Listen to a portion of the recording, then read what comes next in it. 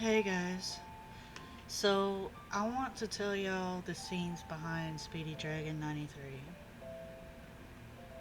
As a child, teenager, adult, and an adult, I was mentally and emotionally abused by my mother.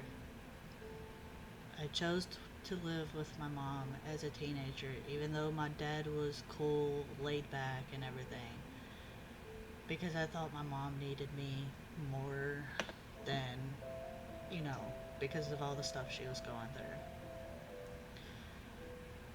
Um, she had a lot of medical issues with her knee, and it's called RSD on her left side. Google it, look it up, you'll be able to figure out what it is. Me and mom never got along after my parents divorced. I blamed myself for everything, and then I found a way to cope with it. But let me back up a little bit. My parents divorced when I was 14. My half brother doesn't claim me as a sister since I blew up on him after talking about my mom when I was 16. Obviously, I didn't know the truth at that point. I also didn't know he was my brother until I was older. But that's beside the point. To be honest, I wish never knew I actually had a brother, because then all of the drama wouldn't have started, and he would still accept me in the family. But that's beside the point.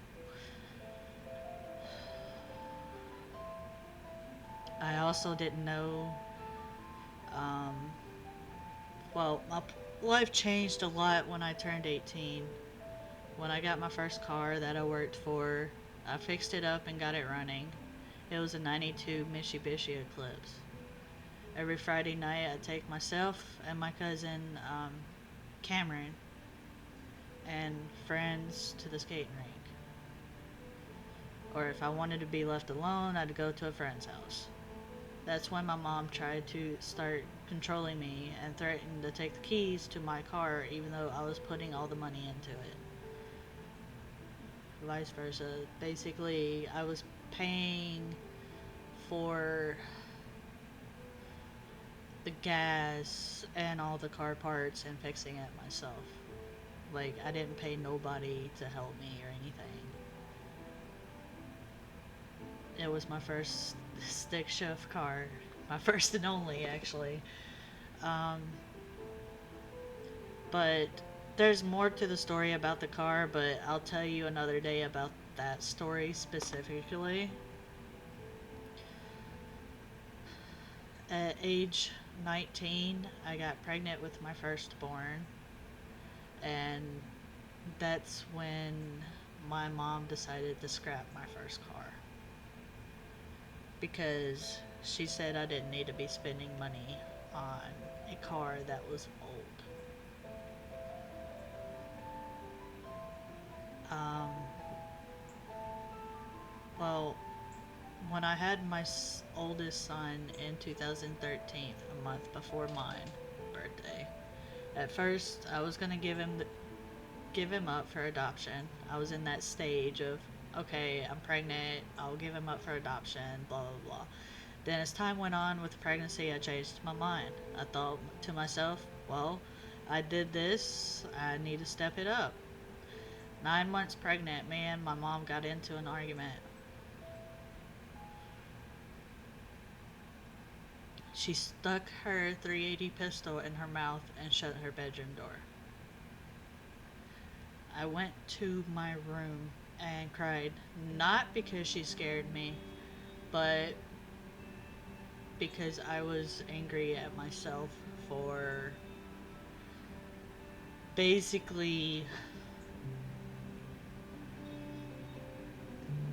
being there in that living situation.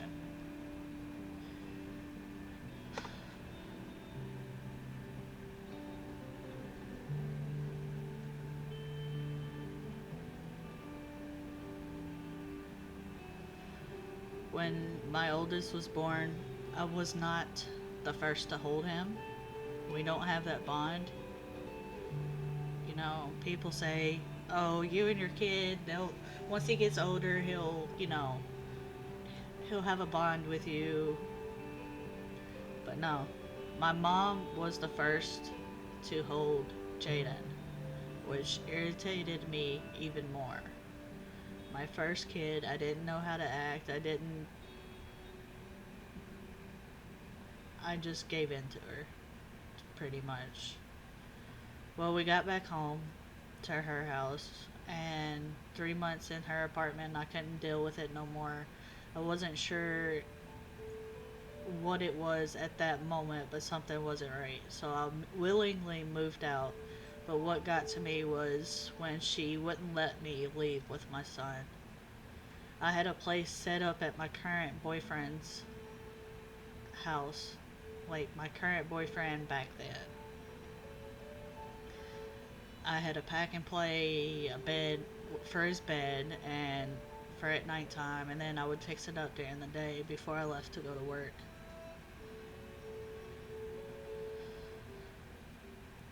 So that's when my motherhood checked in. She called CPS and the cops on me. When I rallied up and got me a lawyer, he went with me and started filming me knocking on her door to get my kid back and got the footage and she stated, "Get the fuck off this property. You don't have my permission to film me." I said, "You know what?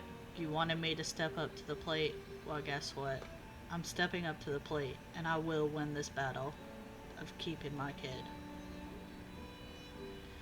She was very vicious about it. It broke my heart when she shut the door in my face, but I stayed calm and my lawyer straight up said, "Okay, let's take her to court."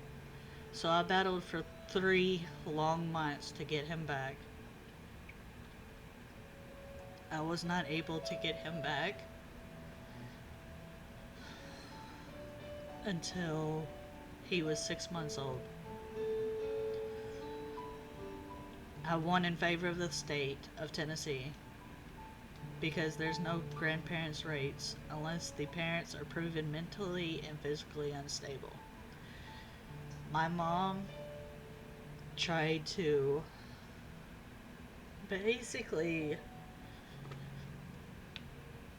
manipulate me, tried to prove me unstable, have an unstable job, unstable mentally, unstable physically, blah blah blah blah. I was working 2 jobs at once.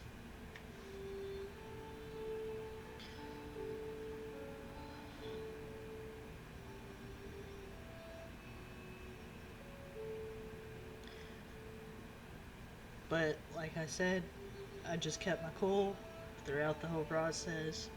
So every year since then, except for the years of 2020 to the current year now, which it's 2024, she has called CPS or done a welfare check on me and my kids just because she wasn't getting her way.